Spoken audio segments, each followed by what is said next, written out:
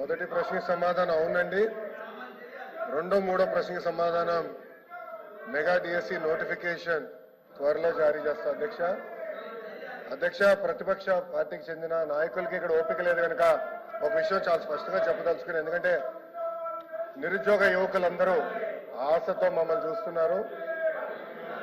వాళ్ళందరికీ నేను సమాధానం చెప్పాల్సిన అవసరం ఉంది అధ్యక్ష.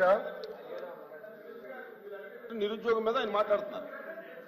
కూర్చోండి, మీరు కూర్చొని వినండి. మినిస్టర్ డిఎస్సి విషయం నేను చెప్తున్నాను, మీరు ప్రశ్న సమాధానం చెప్తున్నారు. 1 minute సార్. ఇప్పుడు మీరు ఏదైతే నిరుద్యోగుల గురించి అడుగుతున్నారో దాని మీద కన్సర్న్ మినిస్టర్ గారు మాట్లాడుతుంటే మీరు కూర్చుని వినాలి కదా.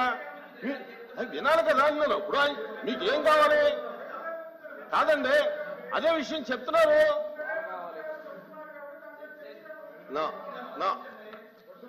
అధ్యక్ష, డిఎస్సి అనేది మీరు ఒక్కసారిగా చూస్తే గత ప్రభుత్వం ఒక్కసారి కూడా 5 సంవత్సరాల్లో ఒక్క డిఎస్సి కూడా వేయలేదు. ఎందుకు వేయలేదో వాళ్ళు సమాధానం చెప్పాలి అధ్యక్ష. అధ్యక్ష, డిఎస్సి విషయంలో ఒకసారి చూస్తే అధ్యక్ష, ఉపాధ్యాయుల నియామకంలో ఇప్పటికీ 1994 నుంచి చూస్తే అధ్యక్ష 2,60,194 పోస్టులు భర్తీ చేశాం అధ్యక్ష. దాంట్లో అధ్యక్ష తెలుగుదేశం పార్టీ అధికారంలో ఉన్నప్పుడు 1,80,272 పోస్టులు భర్తీ చేస్తాం జరిగింది అధ్యక్ష. అంటే 70% టీచర్ పోస్టుల నియామకం ఒక తెలుగుదేశం పార్టీ హయాంలో జరిగిందని గౌరవ సభ్యులు ముందర తెలుసుకోవాల్సిన అవసరం ఉంది అధ్యక్ష. అధ్యక్ష, మీరు చూస్తే గౌరవ ముఖ్యమంత్రి గారు కానివ్వండి, నేను కూడా మంత్రిగా బాధ్యతలు స్వీకరించినప్పుడు డిఎస్సి పైన తొలి సంతకం పెడతాం జరిగింది అధ్యక్ష. దాంట్లో భాగంగా 2/7/24కి టెట్ నిర్వహిస్తాం జరిగింది.